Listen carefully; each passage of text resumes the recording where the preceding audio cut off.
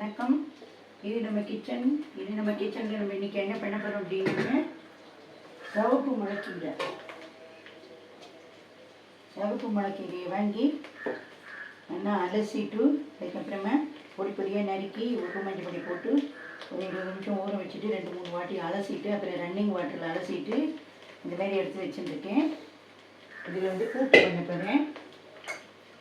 அதுக்கு பயத்தம்பருப்பை வேக வச்சு மஞ்சள் பொடி போட்டு நல்லெண்ணெய் விட்டு நல்லா குழம்பா வேக வச்சு வச்சுருக்கேன். இப்போ இதில் இந்த கீரையை எடுத்து போடுறோம்.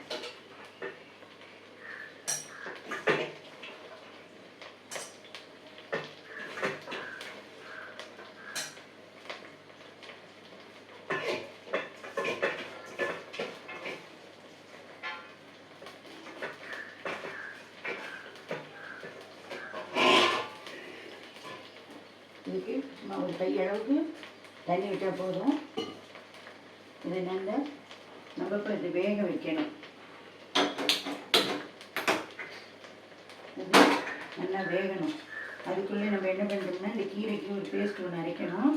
அதுக்கு ஒரு 3 மிளகாய் வைக்கணும். கீரையெல்லாம் நிறைய மிளகாயெல்லாம் தாங்காது காரங்கள்லாம், அதனால 3 மிளகாய் வைக்கிறது போதும். இதுக்கு கொஞ்சம்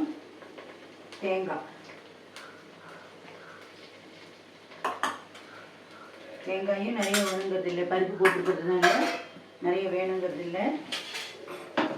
தேங்காய் இல்லாமையும் பண்ணலாம். இன்றைக்கி தேங்காய் அரைச்சி விட்டு பண்ண போகிறோம். கொஞ்சோண்டு இது பண்ணிவிட்டு இதை நைஸாக ஒரு பேஸ்ட் அரைச்சிக்கணும். அதுக்குள்ளே இந்த கீரை வேகட்டும் பார்க்கலாம்.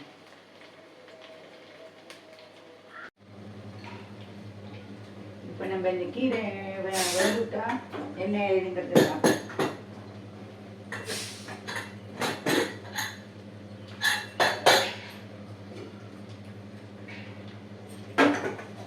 கீரை நல்லா வெந்துட்டு இப்போ நம்ம என்ன பண்ணுறோம்னா இதுக்கு ஒரு தாளிப்பு ஒன்று கொடுக்கணும்.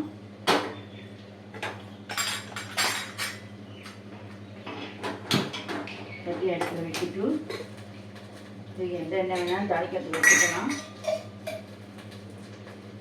கடலெண்ணெய் செட்டில் வச்சு கடலெண்ணெய் வச்சுருக்கேன்.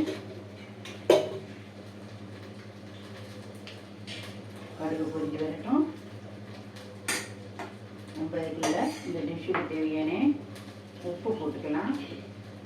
கீரை அதிகம் உப்பு தாங்காது, என்னென்ன கம்மியாக போட்டுக்கோங்க. ஜீரகம் நான் பேஸ்ட் அரைக்காதனால இப்போ போடுறேன். இது இந்த மாதிரி போட்டுட்டே ரொம்ப நல்லா இருக்கும். தாளிக்கெல்லாம் வேண்டாம், ஜீரகத்தை இப்படியே போட்டுட்டாலே போதும். இப்போ அது கடுகு பொரியத்துக்குள்ள நம்ம இதை இந்த மாரி அரைச்ச தேங்காய் மிளகாத்தூள் அரைச்ச பேஸ்ட் இதில் நம்ம பண்ணலாம்.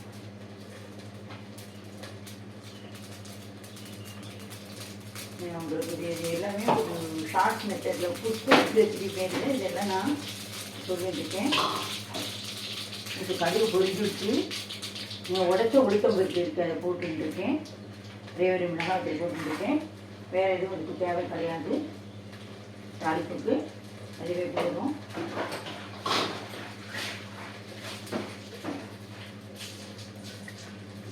கொஞ்சோண்டு இந்த மிக்ஸி அரைக்கிறதுக்காக கொஞ்சமாக ஜலத்தை விட்டு நச்சுருக்கேன். இது பொரிஞ்சு விட்டு ஆஃப் பண்ணிப்பேன்.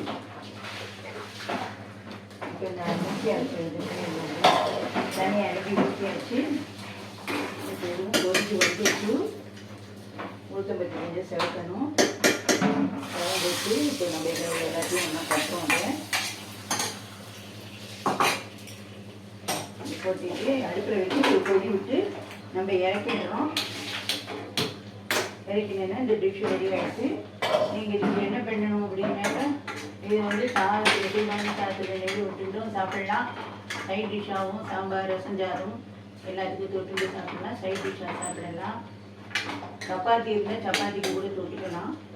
மைல்டாக தான் இருக்கும், காரம் அதிகம் இருக்காது. சின்ன குழந்தைங்களும் சாப்பிடலாம். வயசானவங்க easy digestion, full fibre content இதில் இருக்குது. இது நல்லா ஒரு கொதி வந்த உடனே இது இறக்கிட வேண்டியதான்.